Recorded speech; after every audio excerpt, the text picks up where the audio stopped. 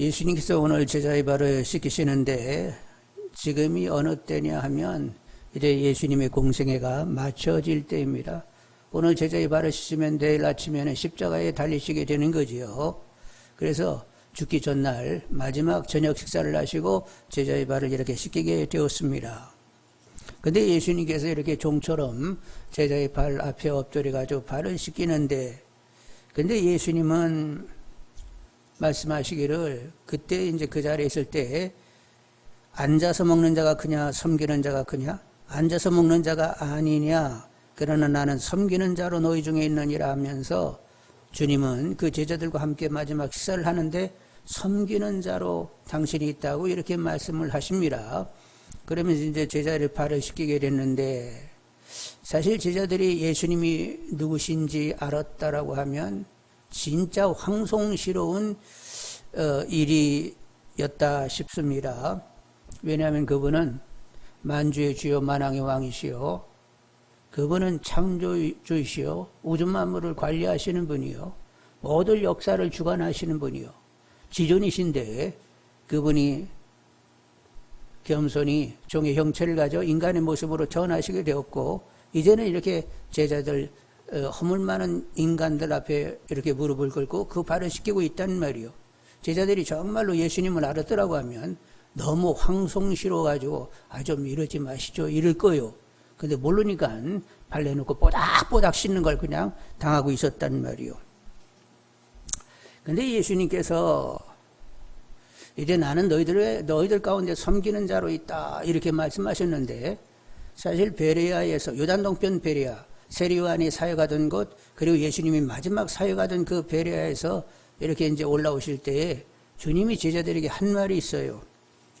예수께서 제자들을 불러다가 이르시되 이방인의 집권자들이 그들을 임의로 주관하고 그 고관들이 그들에게 권세를 부리는 줄을 너희가 알거니와 너희 중에는 그렇지 않아야 하나니, 너희 중에 누구든지 크고자 하는 자는 너희를 섬기는 자가 되고 너희 중에 누구든지 으뜸이 되고자 하는 자는 너희의 종이 되어야 하리라.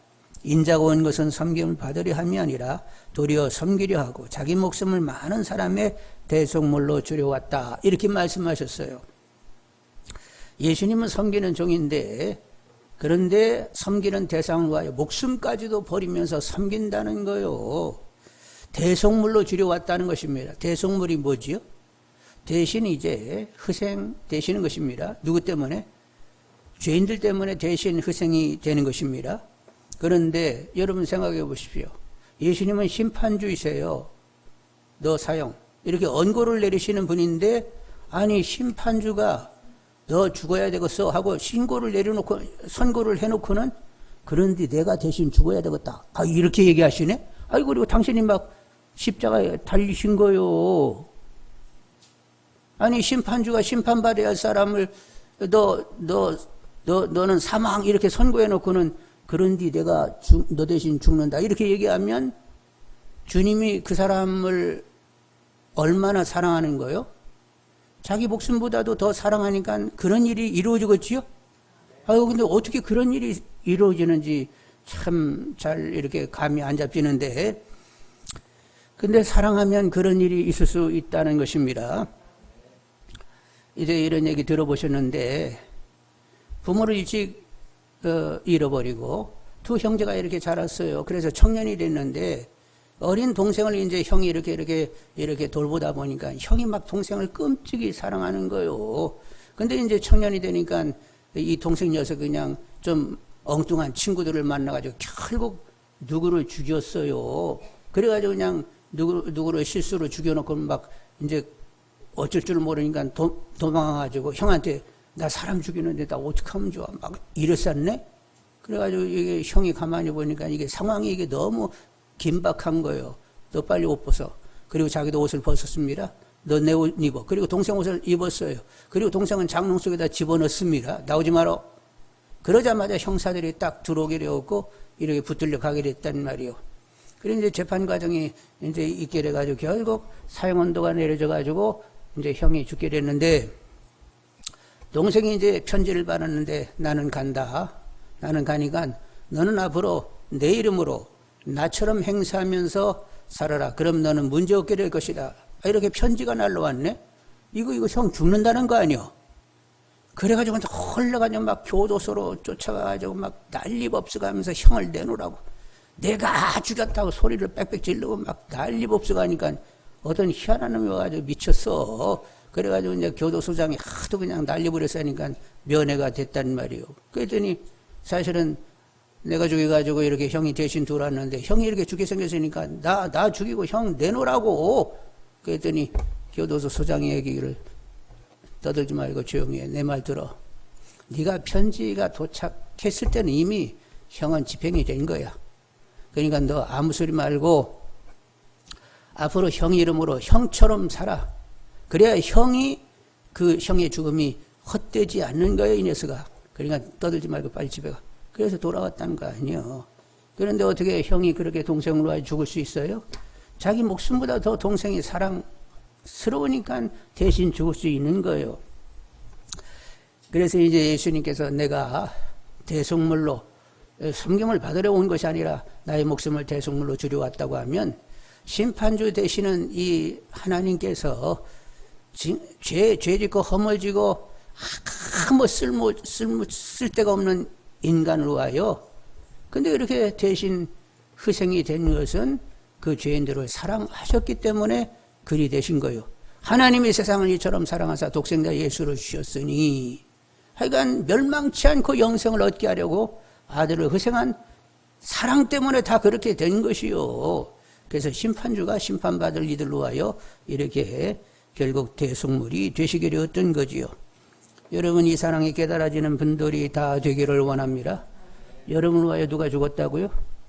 만왕의 왕, 만주의 주, 창조주, 우주 만물을 관리하시는 심판주 되시는 어떤 신관도 비견할 수 없는 지존 중에 지존이신 그분이 그냥 터럭만도 못하고 생각도 짧고 그냥 능도 없고 한 그렇게 부족한 인간인 나를 위하여 그분이 대신 그렇게 십자가에서 고통받고 물과 피를 흘렸다는 거예요. 이 사랑이 깨달아지는 분들이 되기를 원합니다. 주님이 당신 목숨같이 나를 사랑하니까 이런 일을 하셨구나. 이렇게 여러분 잘 깨닫는 분들이 되시길 바라고 주님 나를 그렇게 끔찍이 사랑하는 줄 알고 늘 감격하시는 분들이 되기를 원합니다. 하나님 주여 이렇게 부르면 이미 감격이 와야 되는 거예요. 한참 생각 좀 해봐야 되겠는데 그랬더니 끝머리 와가지고 살짝 감격이 오더라. 이러면 안 되고 이미 내게 베푸는 사랑 성령으로 말미암아 부어지는 하나님의 사랑이기 때문에 아버지 그냥 이름 불러도 주님 불러도 그냥 감격인 거요. 자, 옆 사람에게 감격이시지? 하나님과 주님의 이름을 부를 때는 막 알싸하게 막 감격이 팍팍 오지? 물어봐요 빨리 싸게. 하여간 그렇게 되게 해달라고 온몸으로 전율하며 감격할 수 있게 해달라고 성령이 나를 그렇게 좀 만들어 주시라고 기도하는 분들이 다 되시고 우리도 전심으로 목숨 다하여 하나님과 그 아들을 사랑할 수 있기를 원합니다. 자, 이제 예수님께서 제자들이 발을 이렇게 시키게 되는데 잘 몰라서 물어보는데 여러분 답 좀 주십시오. 예수님이 이렇게 발을 씻을 때 남자다 남자니까 하여간 그냥 대충 들들 해가지고 그냥 수건을 들들 말아요. 야 씻었다 이렇게 했을까요? 아니면 막 발가락 사이도 막 흡여 쌓고 막 발등하고 그냥 발바닥하고 막 보닥보닥 씻었을까요? 어느 쪽이요? 자 건성건성이다 보닥보닥이다 어느 쪽이요? 나 잘 몰라서 물어보는 거예요. 보닥보닥이요? 어떻게 하셨어? 하여간 저도 보닥보닥 시켰다고 생각이 듭니다. 여러분 이렇게 주님께서 우리를 씻어주셨는데 우리도 주님을 좀 시원케 하는 분들이 되기를 원합니다. 잠언 25장 13절에 충성된 사자는 그를 보낸 이에게 마치 추수하는 날에 얼음 냉수 같아서 능히 그 주인의 마음을 시원하게 하느니라. 어떻게 하면 주님을 기쁘게 해드릴까? 어떻게 하면 주님을 상쾌하게 해드릴까? 어떻게 하면 주님을 시원하게 할까? 이렇게 생각이 미치는 분들이 되기를 원합니다. 그러면 주님을 사랑하고 있는 거예요? 안 하고 있는 거예요? 주님을 사랑하는 사람에게만 나타날 수 있는 거예요. 일단 먼저 주님의 사랑이 다가오는 분들이 되시길 바라고, 나도 주님을 사랑하는 터에서 주님을 상쾌하고 시원케 기쁘게 해드리고자 하는 분들이 되기를 원합니다. 그래서 주님과 우리는 뭐하는 사이? 사랑하는 사이가 되어야 된단 말이요. 근데 이제 제자 베드로 차례가 왔어요. 차례가 왔는데, 근데 다른 제자들은 그냥 발을 다 씻었는데, 또 베드로는 좀 그래도 그 제자들 가운데 나이가 좀 있으는 게벼. 그래가지고 주님, 아니 제자가 선생의 발을 씻어야지 어떻게 선생님이 제자의 발을 씻는 그런 일이 어디 있어요. 그러니까 나는 절대로 못 씻는다고. 여러분 한번 여러분 8절을 한번 보시겠습니다. 8절을 한번 보시면 베드로가 이르되 내 발을 어떻게? 절대로 씻지 못합니다. 이렇게 얘기를 했단 말이에요. 그랬더니 예수님이 내가 네 발을 씻지 않으면 너와 나는 상관이 없어. 이제 관계 끊어져. 그러니까 놀래가지고 그러면 주님 머리끝에서 발끝까지 그냥 다시 싹 씻겨주세요. 그랬더니 이미 내 몸은 깨끗하여졌느니라. 발만 씻으면 된다. 이렇게 말씀하시게 되었습니다. 여러분이 이제 이미 몸은 깨끗해졌느니라. 사실 이게 베드로가 깨끗해진 건 아닌데 선제적으로 예수님께서 십자가에서 물과 피를 흘리면서 모든 죄를 다 대속하셨는데 이를 믿으면 단회적으로 온몸이 그냥 모든 인간이 지은 죄가 그냥 싹 한순간에 도말해져 버린다는 말이에요. 앞으로 이제 그렇게 주님이 십자가에 달려서 물과 피를 흘리면 그렇게 될 것을 이제 선제적으로 이미 몸이 깨끗해졌다 이렇게 얘기하는 것이고, 근데 이제 살다 보면 잡생각도 하고 그냥 엉뚱한 마음도 품고 그리고 그냥 허튼 짓도 했었잖아요. 그럼 그때마다 이제 발을 내미는 것처럼 내밀게 되면 그때마다 씻어주시는 거예요. 70번씩 7번이라도 다 잘못됐어 이렇게 발을 내밀어도 밑부셔서 다 자백하면 깨끗게 하시는 줄 압니다. 발을 안 내미는 것이 문제지 인간은 그냥 발을 내밀면서 살 수밖에 없어요. 여러분 하루에도 이렇게 생각하는데 주님이 원하는 그렇게 생각만 하는 거 아니에요. 마음을 쓰는데도 주님이 원하는 마음 쓰는 거 아니에요. 주님이 말하게 하시면 따라 말하는데 내 말만 하고 있는 것이지 주님이 말하게 하시면 따라 말하는 것 아니에요. 주님의 역사함 가운데 일도 절도 해야 되는데 주님은 상관없이 그냥 내가 알아서 그냥 내 선 의지를 가지고 사는 거예요. 그런데 그걸 누가 깨닫게 해야 돼요? 인간 스스로는 깨달을 수가 없어요. 인간은 심리적으로 이게 항상 방어적이어가지고 내 죄를 내 죄로 인정하지 못해. 하나님이 아담에게 얘기하기를 야 너 왜 선악과를 따먹었어? 그랬더니 뭐라고 대답했어요? 하나님이 주신 그 여자 때문이야. 이렇게 대답했잖아. 그 여자에게 너 왜 따먹었어? 그랬더니 아유 하나님이 만들어놓은 저 뱀 때문에 그런 거 아니오. 아이고 이 싸가지들이 바가지들이지. 말대꾸를 해도 어떻게 그따시로 하는지 몰라요. 근데 인간은 다 심리적으로 방어적이어서 하여간 내 죄를 그냥 쉽게 인정하지 못한다니까. 인정하면 마음에 부담이 커지거든. 괴로움이 있기 때문에 순간인데 심리적인 역동이 순간순간 일어나는 것인데 무의식 가운데 내가 의식하는데 이루어지는 것도 아니고 무의식 가운데 순간순간 계속 방어적으로 죄를 인정치 못한단 말이요. 그래서 누가 역사하셔야 돼? 성령님이 관절 고수를 찔러 쪼개는 것처럼 팍 찔르면서 이렇잖아. 야, 이 녀석아, 너 지금 생각하고 있는데 무슨 생각을 그따시로 해? 너 마음 먹고 있는데 지금 마음이 이게 제대로 된 마음 먹는 거야? 너 왜 이렇게 네 말을 그렇게 했었냐? 난 비위 맞추려고 그렇게 말 슬슬 흘렸었고 뒤통수 치는 소리 나중에는 했었고 너 왜 그따시냐? 하고 이렇게 팍팍 짚어야 하루에도 몇 번씩 아이고 제 생각이 잘못됐어. 마음이 왜 이런지 왜 내가 이 말을 했는지 모르겠네요. 그러면 이렇게 짚어보시는 대로 하여간 인간이 그렇잖아요. 그러니까 인간 체질을 아신 하나님 용서하세요. 하여간 다 잘못됐다는 거 확실하게 인정해요. 그러면 계속 용서를 해 주신다는 말이요. 그래서 여러분 성령의 은혜를 구하면서 회개가 빠른 분들이 되시길 바라고 하여간 정한 영으로 창조해 주시라고 내내 기도하시는 분들이 되기를 원합니다. 그런데 이제 이미 깨끗해졌다. 발만 씻으면 된다. 이 죄 문제의 해결을 위한 그런 메시지도 지금 주고받고 있지만 이렇게 제자들이 발을 씻기는 데는 종의 형체를 가지면서 섬김의 도를 온유와 겸손함으로 제대로 실천할 것을 사실 몸소 본을 보이면서 가르치고 계시는 거예요.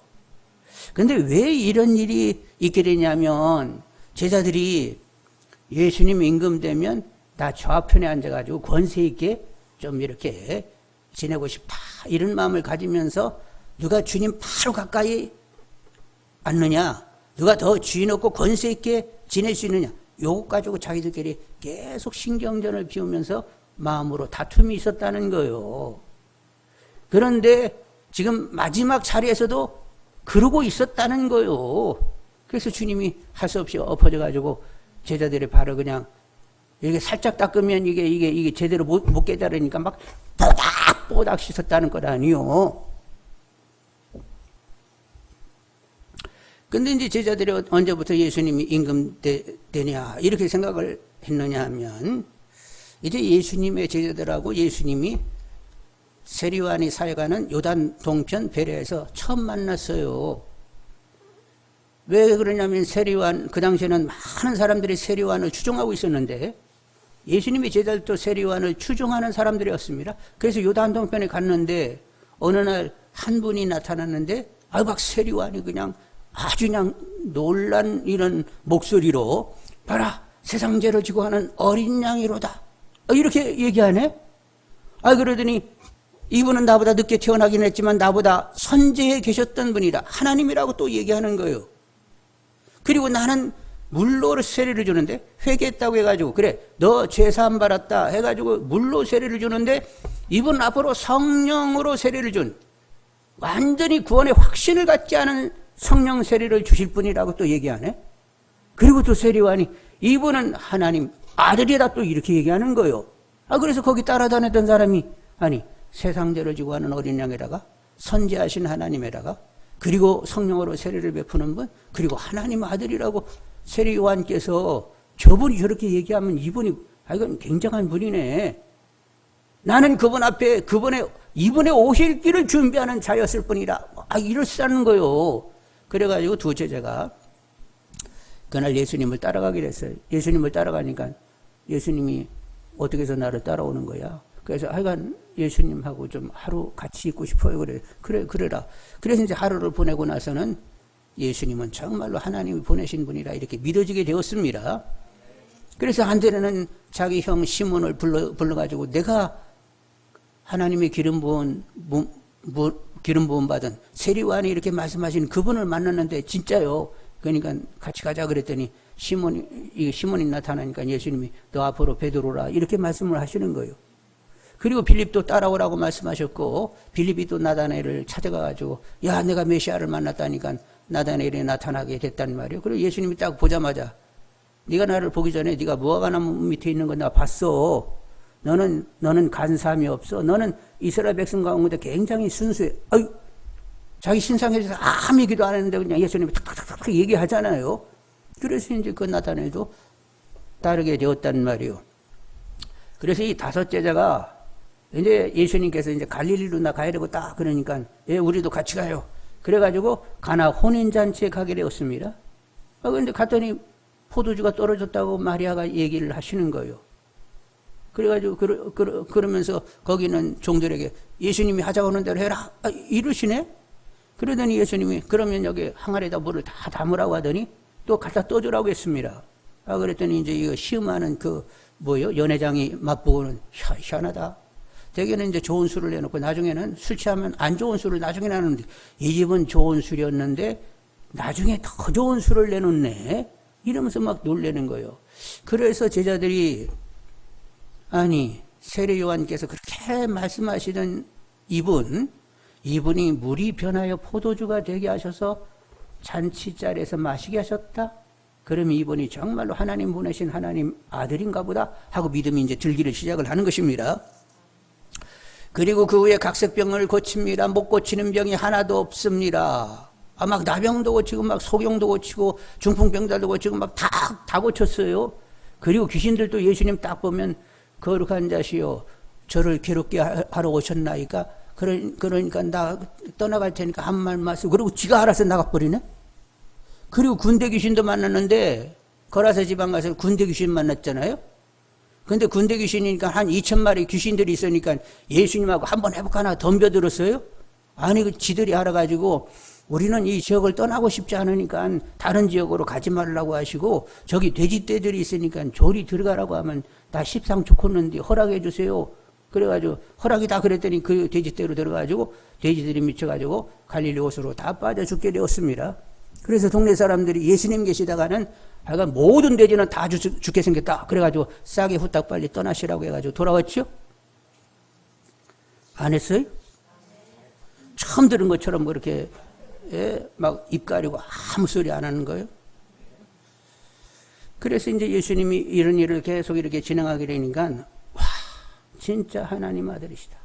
막 이런 이제 생각이 점점 깊어지게 되었는데 글쎄 예수님이 또 물고기 아니 이렇게 보리떡 몇 개하고 물고기 2마리 이쪽 저쪽은 물고기 2마리는 정확해요. 한쪽은 5개 한쪽은 이제 보리떡은 5, 7개인데 그래서 그냥 남자 성인 20세 이상 된 사람만 해도 5,000명 부녀자 합하면 뭐 한 15,000 아니면 이렇게 이제 4,000명 하면 또 한 10,000명 축사하시고 나눠줬더니 막 배가 다 부르면서 12바구니 7바구니가 나오네.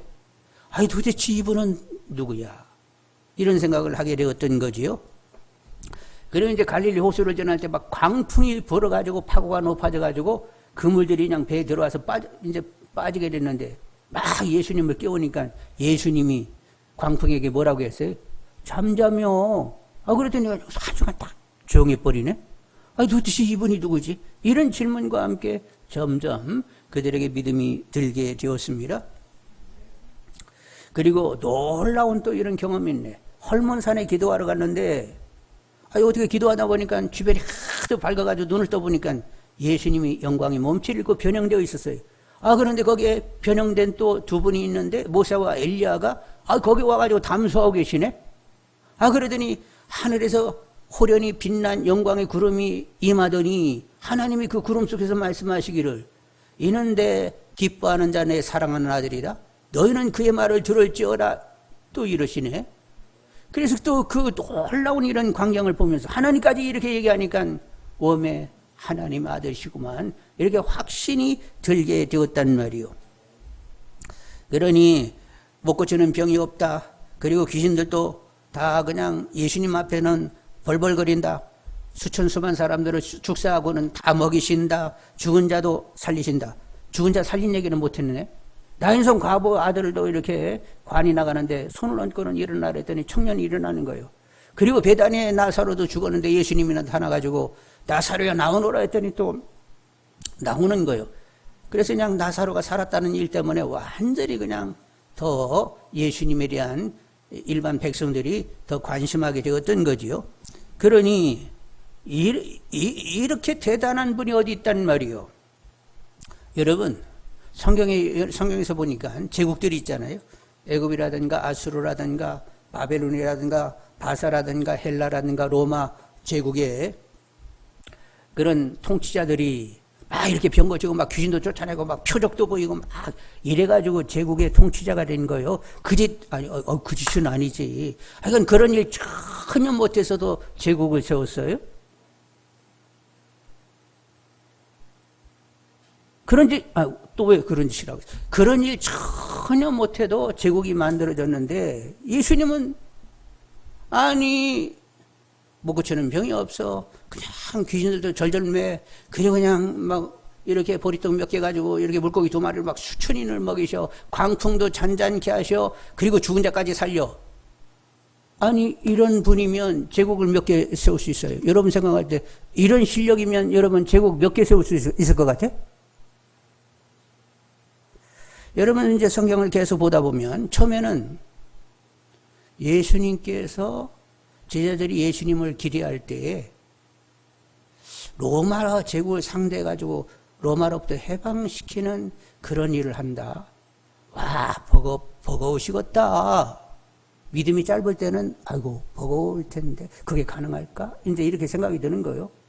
근데 이제 성경을 이렇게 계속 보다 보면 제국의 흥망성쇠를 주장하시는 분이 하나님이라고? 예수님이 제국의 흥망성쇠를 주장하시는 분이라? 그러면 이제 예수님께서 로마로부터 이스라엘을 해방하고 그리고 나라를 세운다고 하면 어느 정도 나라가 될까? 그냥 로마 수준일까? 그리고 다윗의 위는 영원할 것이라고 얘기했는데, 그리고 그분이 하나님이시고 제국의 흥망성쇠를 주장한다라고 하면 그분이 세고자 하는 나라는 어떤 제국보다도 더 강력한 제국을 만들 수 있겠네? 제자들이 얼마나 거기까지 생각을 했는지는 모르지만, 그런데 그런 모든 일의 진행을 볼 때에 로마로부터 분명히 해방시키고 강력한 제국을 만든다고 제자들은 생각하게 되었던 거지요. 그리고 이제 예수님이 이런 제국을 만든다는 생각을 가지게 되는데, 임금이 된다는 생각을 하는데, 제자들끼리만 생각을 가졌으면 좀 심중하고, 이게 정말로 될까? 뭐 이런 좀 이렇게 이거 저울질하는 이런 여지가 있었을 터인데, 아니 제자들만 생각이 그렇게 가는 것이 아니라 백성들도 예수님을 임금 삼으려고 하는 그런 때가 왔단 말이요. 예수님의 공생애 중에 유월절이 4개가 있는데, 세 번째 유월절 됐을 때 그때 세리요한이 죽고 그때 오병이의 기적이 일어납니다. 보리떡 5개와 물고기 2마리로 5,000명, 성인 남자 5,000명을 먹였단 말이요.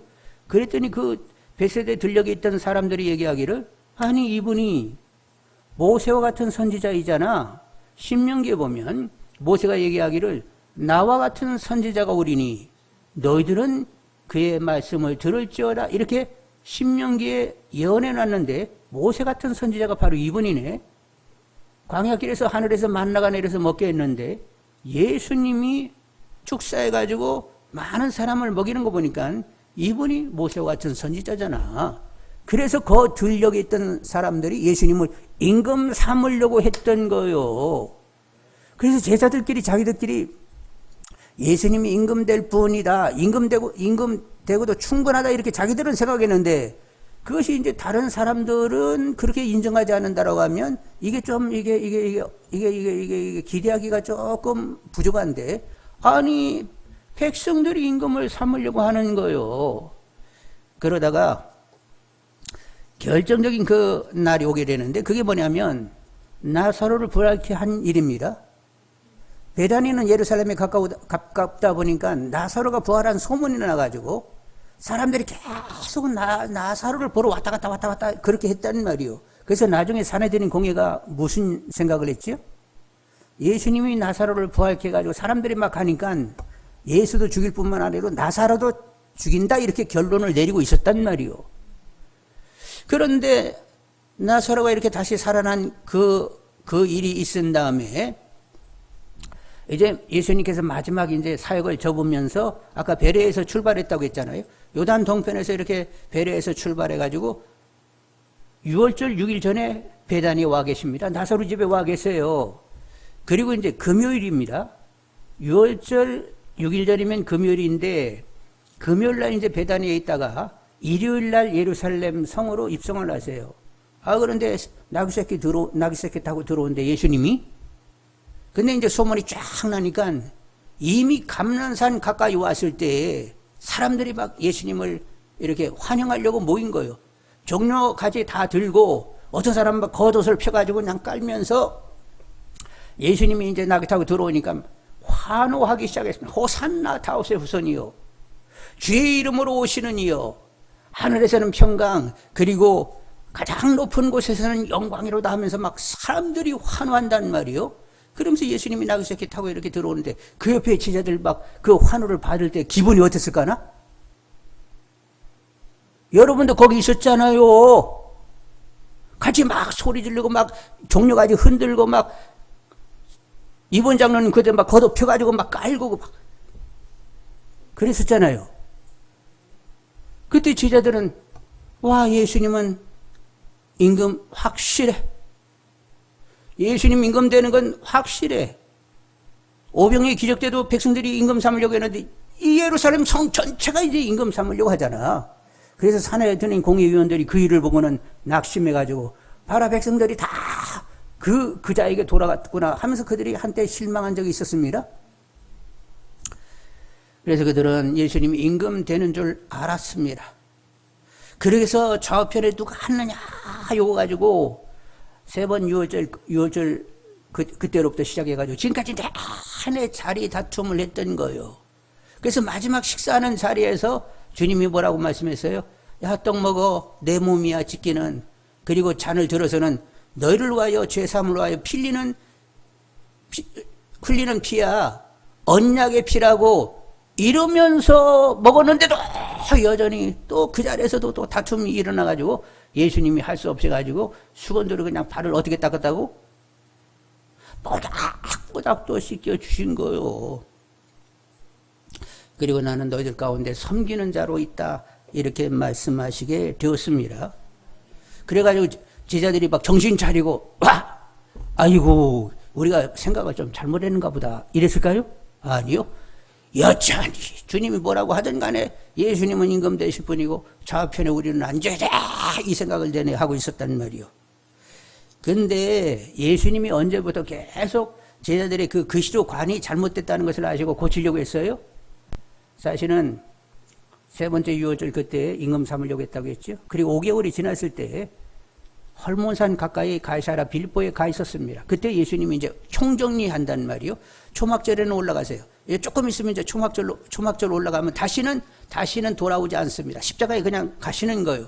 그래서 마지막 가기 때문에 가이사랴 빌립보에서 총정리해요.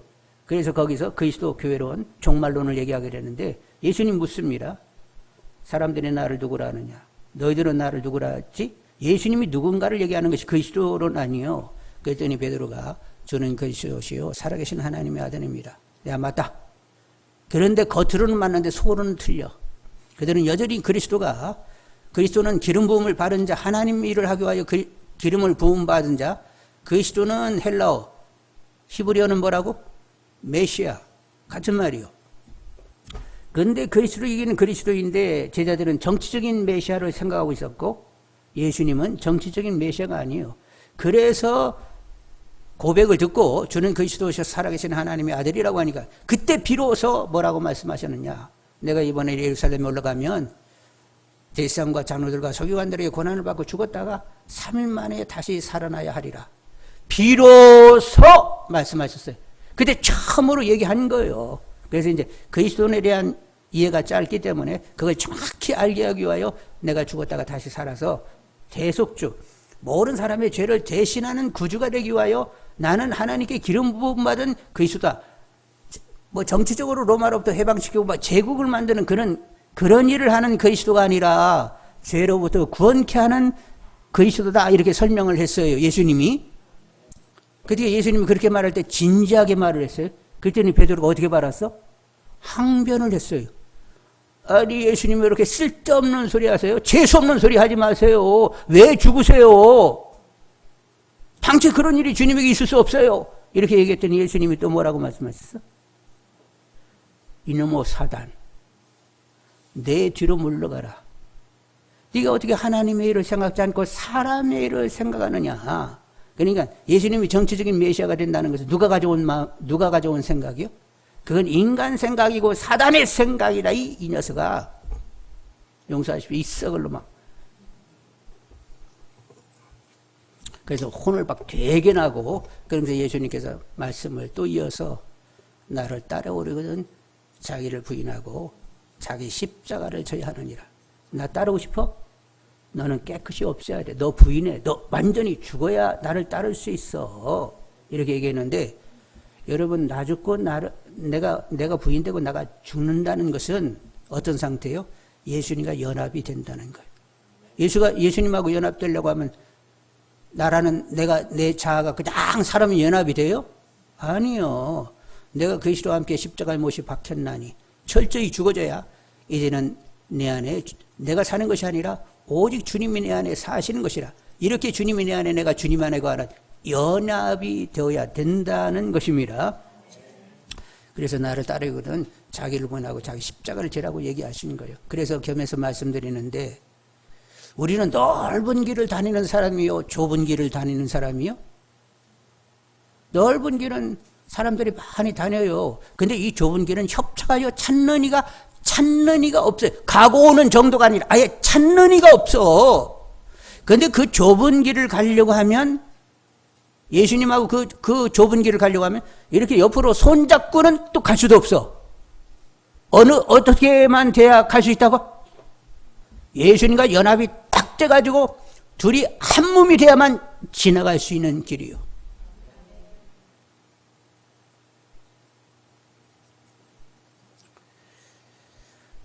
내 생각, 내 판단, 내 뜻, 내 마음, 내 꿈, 내 영광을 가지고 나나나나나 하면 그는 좁은 길을 가는 사람이 아니에요. 나는 깨끗이 없어지고 주님 생각, 주님 판단, 주님의 뜻, 주님의 마음, 주님의 꿈, 주님의 언어, 주님 영광, 하여간 주님이 전부인 이런 삶이 되어야만 진짜 좁은 길, 협착하여 찾는 사람이 없는, 주님과 연합되지 않고서는 갈 수 없는 길을 가게 되는 거예요. 여러분 기도하시는 분들이 되기를 원합니다. 나 좁은 길을 가는 사람이 되게 해달라고. 아니 뭐 내가 노력하고 애쓴다고 되는 건 아니고 하나님의 신호로 된다고 했는데 성령님께서 역사하셔서 나 죽이시고 주님과 연합하여 하여간 주님으로 삶을 사는 그 길을 갈 수 있게 해달라고 기도하는 분들이 되기를 원합니다.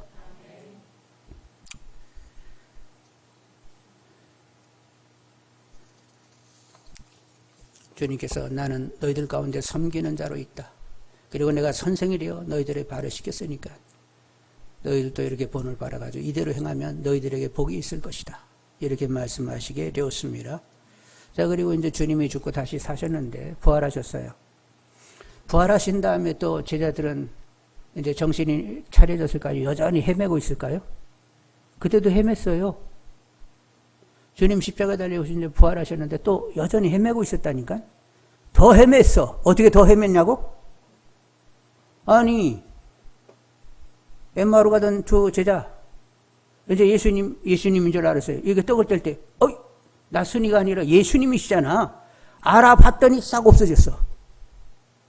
그리고 제자들이 11명이 이렇게 같이 모여서 그냥, 이거 어떻게, 우리 앞으로 어떻게 지내야 돼? 하고 걱정하고 있는데, 문이 닫혀 있는데 예수님이 또 딱 나타났네? 그러더니, 야, 내 손과 손과 옆구리에, 하여간 손가락 넣어봐. 또 이런 말씀을 하셨어요. 그러니까 예수님이 이제 부활하신다면은 공간의 지배를 받아야 안 받아요? 순간 나타났다가 순간 없어지고, 이렇쌌네. 와, 이 실력이면 이제 완전히 이번은 제국을 만들고 황제가 되고 우리는 그 좌편에 앉아가지고 막 진짜 그냥 높은 권세를 누릴 거야. 그래가지고 제자가 물었습니다. 이스라엘 회복이 이때이니까? 사도행전 1장 6절로 8절에 그들이 예수께 여쭈아뢰되 주께서 이스라엘 나라를 회복하심이 이때이니까? 주님 말씀하시기를 때와 시기는 아버지께서 자기 권한에 주셨으니 너희가 알 바 아니요 오직 성령이 너에게 마시면 너희가 권능을 받고 예루살렘과 온 유대와 사마리아와 땅끝까지 이르러 내 증인이 되라. 여전히 헤매요. 그런데 성령이 임하면 이제는 증인이 되라 말씀하시고, 그리고 너희들 성령이 임할 때까지 예루살렘을 떠나지 말고 기도해라. 그래가지고 그냥 열흘간 열심히 기도해가지고 오순절이 됐을 때 성령 충만을 딱 받자마자 이제는 완전히 체질이 바뀌게 되었습니다. 오직 주님으로 말미암아 삶을 사는 사람들이 되었던 거죠. 내 꿈은 가셨어요. 오직 주님의 꿈만 있어요. 오직 내 뜻은 없어요. 그냥 주님 뜻만 있어요. 내가 무엇을 한다가 아니라 주님이 내 안에서 뭐를 한다가 돼버리고 말았습니다. 그래서 완전히 주님과 연합하여 주님으로 말미암아 삶을 사는 이들이 되게 되었는데, 이렇게 되는 것이 누구의 은혜요? 하나님의 뜻을 정하고 주님이 기도하시고 성령이 역사하셔서 이렇게 변화가 온 거예요. 베드로에게 하신 말씀 뭐지? 사단이 너 밀가부로 타는구나. 닭 울기 전에 네가 나 3번 부인해. 그러나 네 믿음 너 믿음 떨어지지 않기를 내가 기도했노니 돌이킨 후에는 형제를 굳세게 하리라. 형제를 굳세게 하는 지도자가 되게 됐는데 누가 기도했어요? 하나님의 뜻을 가지고 주님이 기도해서, 그리고 성령이 충만하게 임하게 되니까 이렇게 변하게 됐던 거예요. 그러니까 내가 변할 수 있는 건 없어요. 그냥 기도하시면 되겠습니다. 성경을 들여다보니까 주님과 연합하여 삶을 살라고 하는데, 하나님의 뜻을 그렇게 정했으니까 주님도 내내 그렇게 기도하시니까 하나님 성령으로 역사하셔서 나 주님과 연합되게 해주세요. 나로 살지 않고 주님으로 살게 하시고 주님이 나타나는 가운데 주님의 증인이 되게 해주세요. 온유와 겸손함으로 섬기는 종이 될 수 있게 좀 해주세요. 그래서 예수의 향기, 예수 생명의 빛을 바라면서 살 수 있는 저가 되게 해주세요. 우리는 그냥 기도할 뿐이요. 그런데 여러분, 주님과 연합하여 주님으로 살아야 된다고 이렇게 마음이 결정나면 여러분 신앙을 이렇게 그렇게 마음이 가면서 여러분 신앙을 이렇게 들여다보면 이제 주님과 연합하여 좁은 길을 가야 돼. 이렇게 결정을 딱 내고 이제 주님으로 살아야 돼. 이러고 여러분 보게 되면 여러분 신앙이 막 그래도 제법일 것 같아요. 세상에 이런 형편없는 믿음인가 하고 여러분 발견될 것 같아요. 나는 믿음도 아니야. 그렇게 생각을 그렇게 결정해버리면 주님으로 전혀 살지 못하는 나를 보게 된다는 말이요. 그래서 그냥 긍휼만 구하는 거요.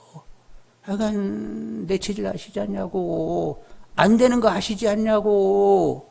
어떻게 좀 되게 좀 해보세요. 그런데 우리가 낭망하지 않는 것은 나 자신에게는 낭망하지만 낭망치 않은 것은 주님이 나를 당신의 목숨보다 더 사랑한다는 이 사실 한 가지만 가지고 그렇게 사랑하시니까 나 변화를 허락해 주세요. 기도하면서 변화된다고 자꾸 믿게 되는 거죠. 여러분 주님이 누구신지를 아는 분들이 되기를 원합니다. 여러분이 주님 주님 하는데 주님이 어떤 분인가 아시기를 원합니다. 그분은 창조주요. 그분은 만왕의 왕이세요.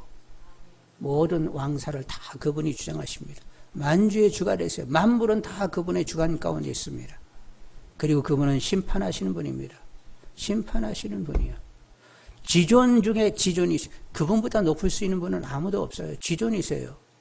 근데 그분이 나를 위하여 고통하시고 물과 피를 흘렸다는 이 사실, 약간 은혜를 은혜로 그 지극한 사랑을 사랑으로 바르시는 분들이 되기를 원합니다.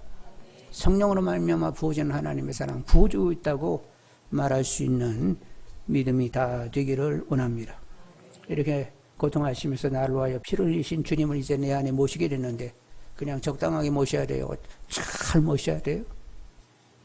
잘 모셔야 된다는 분들은 하여간 손으로 한번 잘 이렇게 표현 좀 해보세요. 자, 주님이 이제 내 안에 오셨는데 주님을 어떻게 모셔야 돼요? 날마다 잊어버리고 아침부터 저녁까지 잊어버리고 밥 먹을 때만 기억하는 주님이요. 순간순간 계속 기억해내려고 하는 주님이요.